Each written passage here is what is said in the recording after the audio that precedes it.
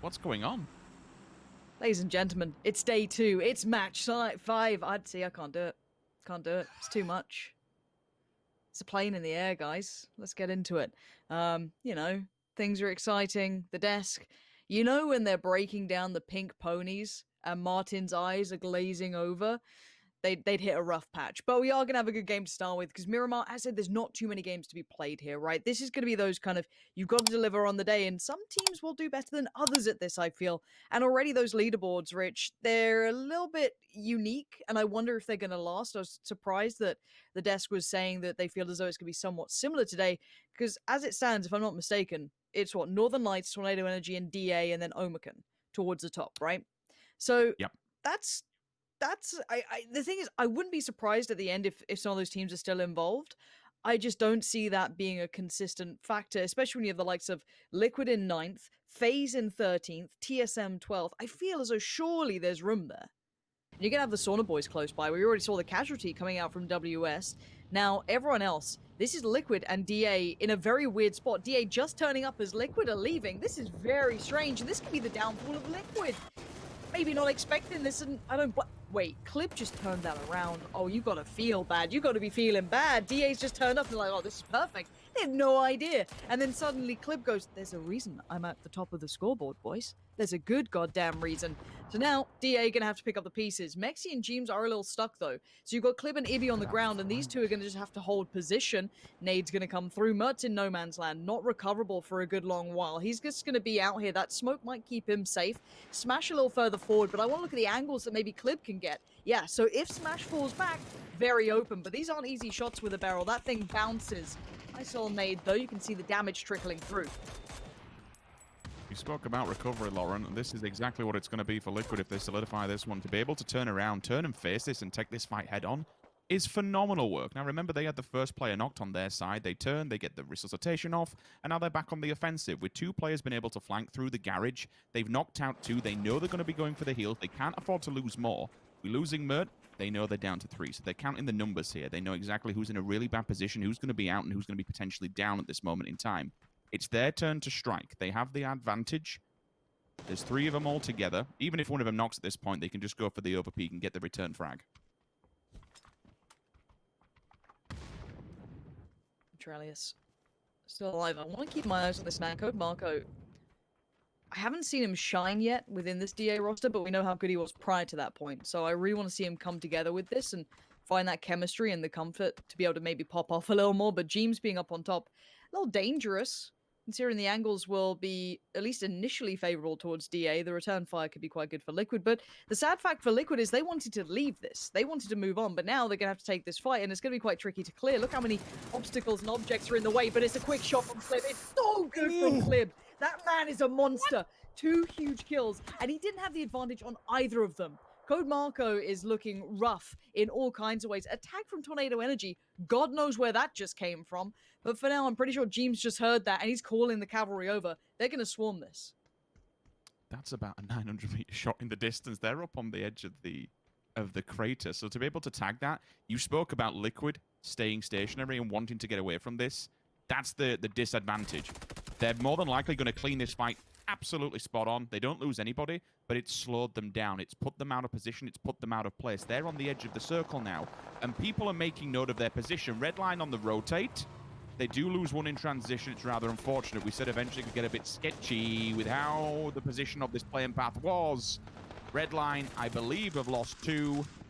QB there, at least full HP. Ivers down, but not out. They will be able to at least take these shacks, so it's something, but you do have plenty of teams lingering and lurking in the distance. Na'Vi's still sitting comfortably, but it is a 2-2 split, so they are separated should teams want to pressure them. Trying to watch the extremity, just that corner, so if they do silhouette on the way around, you should be able to have the advantage on it. But there's the first bit of contact going to come through, and it's a good nade. It does find a tag, and it's going to force Vard slightly further away. Careful on the cross there. Vard could have been open, but it's Iroh to receive most of the attention, and he's stuck here. I don't think he can really get out from this. No, he can't. Forever's gone and found him, and TSM looking a little worse for wear. Going to depend on someone like Fex here to dig him out of a bit of a tricky spot. Vard and Miraku further back, but Fex has fallen, and suddenly TSM looking in a very bad spot. They all want to get inside because there were some bullets coming from the distance too. Nades will continue in to try and push this one out. Vard's still looking for the two that are inside the compound, and his job is to try and keep them at bay.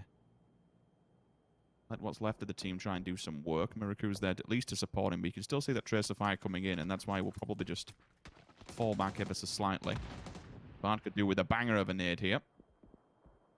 Doesn't find a target just yet. Vard clearly made note that there is two still to get involved in this fight. If he didn't know before, he definitely does now. Then the Lost can push onto this one. If they know they're separated, they use the advantage, they use the time properly. The nade has been pulled, the pin's out. Will it find the target? No, it does not. They're getting aggressive. They want to get involved here. If they can wipe out TSM, this is a beautiful little push. Certainly could be. Still have to dig these players out of positions, but they're isolated, hard to trade on, and hard to make anything happen beyond those 1v1 fights, which, hey, they can work. But Batulin's just found Ibby. Nice quick shot from Vard. That's the man TSM fans were waiting to see. They paid premium price for this. They're getting a damn good show, but there are still threats aplenty, and TSM now operating with less, but they want to try and take this momentum forward, and Vard's going to lead that way and take down the final member. Big turnaround for TSM, staying alive and getting a couple of points in the pocket, but they've suffered casualty for this. Now, they do keep not even a particularly relevant compound, but you saw Liquid in a bit of a fight with Northern Lights. Now, that's a scary one, as this rotation route for Liquid's pretty treacherous. Same for Northern Lights. They don't have the easiest way forward, and a crash comes in. It's Tornado Energy towards Redline. Redline took a fair beating on the way to these rather dilapidated shacks. Not exactly the prime territory here, but it will do. Ivar's going to try and get himself a couple more bullets to play with. Takes the fight and takes, well, an awkward exchange. A little bit too close for comfort as Tornado Energy going to sweep through. I'd like to throw into the fact that Tornado Energy have just pulled up on the ridgeline as well. They've purposely done this. Two of them just split off. It's Alia and I think it was Melman, who just split from the other two. So Na'Vi are probably going to put more attention towards them, which could open up a big opportunity for Liquid. Because as you said, they have no idea that Liquid are here. They timed it just so right that when I think Orange got knocked, they moved up in the shadow of the hill. They've made a perfect approach as Jeems is right there. They're going to spot out one, but Besto's still unknown, at least to Jeems. Maybe the others have spotted him. Even hearing this, yeah, for sure hearing this and seeing this. Jeems would have loved to have had that quicker, but Clib's got the off angle. Going to get another quick flush too. This is nice, but this will alert the others. Now everyone's going to be looking their way. Orange is in all kinds of trouble. Knocked down. Jeems on the claim. Can't get the flush, but now Tornado Energy becomes Liquid's problem. Okay. Let's kind of look at the two sides of the coin. We've got teams playing for what I would say is superior positioning late game, which will probably be that hillside. If you've already got it, you're going to stay there, right? So you've got a couple of them kind of peacocking around trying to control it. The Northeast is a similar thing, Shift W, Na'Vi, the Sauna Boys, WS. But the city fight is what's going to keep me a little interested for a couple, maybe a minute or so here, just to see how they get away from this, because the Pink Ponies have found a way across the road, but yet to get in. Currently, Ents kind of control the edge of that circle. Phase slightly deeper, and Omakan with a more northern touch to it. Now this is on the other side of the town, just on the outskirts, running up the hill. The Sauna Boys have actually gotten to this position and managed to be, I don't want to say safe here, but they have the potential to get a clean fight against Chris, which is something you don't often have. Shift W normally have that really nice split. They have those kind of like unique 1-1s that somehow work, and it's mostly off the back of individuals. And this is exactly what I mean. The likes of Kilyakai, Chris coming up with the goods, but they are suffering on the other side. Rexico's gone down. Dangerous way to play the game, but the Blues on the back of the opponents. The Sauna Boys feeling worse for wear and having to move as they go. Now with WS coming in again, Kemba finding Anonymous. This is all going quite well for now, and Shift W still maintain the line. Kilyakai wants more and gets more. The Finns are found and put down. Now we've got to look further afield. This looks like the Wanderer's going to try and shuffle in if he can. I'm not sure if he's going to be able to make it. No. Can't quite get away from Zocca's eyesight. So that does mean the northeast side will be Shift W's and Na'Vi's. The south, a little bit more, sorted, but it's the city, Rich. This could go off any second. I think it's starting to begin, with Pink Pony going to be camping outside Enz's territory. It's only Digger, excuse me, last man standing. This nade could find two of them if he gets the knock, but one of them's at the windows and he has to be very careful. Door open, welcome, thank you very much. The shot and response is back though, very little. Oh, nice dip down, and also an instant spray with a mini, but it doesn't quite get it. What a damn good effort though, valiant attempt. 11th place will be Enz's position. Utility is cycled now in the hands of all the players on the side of bystanders for all but a moment. Whether they've been thrown is a different question altogether. Na'Vi on the offensive onto Tornado Energy. ITD onto Killikai as well. So all the fights are beginning to unfold as the teams towards the north try and worm their way through this city. Tornado Energy have to clean out Na'Vi. This is the last... It's not even inside the circle, but certainly it's an obstacle that they have to get through first before they try and get to the circle cleanly. 3 players would do it, but still with Senya in a very isolated position, it does have a small height advantage. The tab, Bert Nade. Not landing onto him. Tries to get one off on the corners with the smoke coming back. It gives them something to walk into, or maybe even just an obstacle they can use for bait. If Senya's been drawn out by this and thinks that they're running towards his right-hand side, maybe he opts to go there. They put him out of position, sweep round on the tab, and it's job done. Clip goes down to the blue, rather unfortunate. That's a big fragger. Going out for Team Liquid. Senya does fall, and it comes down for the tab to hold the line. Okay. There he goes. It felt... there was a time limit on that, and I was waiting for it to hit, and Alia finds it just right. This circle's just murdered over half the server. Like, where do you go? If you're in that city, you try and run the wall. You get to the end of it, you've got FaZe Clan and Omicron that are going to be fighting over basically the final scraps of it. For everyone else, if you want to try and run in the open, bystanders, Tornado Energy, Shift W, they're all waiting. Position was noted earlier on from FaZe Clan. A different member spotted out Jempty and fed that back to Itzy. Finally, his position will be noted. The smokes will go down, which gives them some sort of element to use to their advantage. They've just made a honestly, death I think funnel. Omicron can just... yeah, I think Omicron can just literally strangulate them. Fuzz space. 2-for-1 nade comes in, gets in while it looks potentially like it was on the res. Northern Lights are actually outside of this wall. Let's not forget they can't get in because of where the blue is. They will potentially die on transition. That car has flipped. Maybe they were trying to bring it up against the wall for a little bit of cover. Yeah, I think everyone's strangulated. This circle has just been an absolute brutal killer.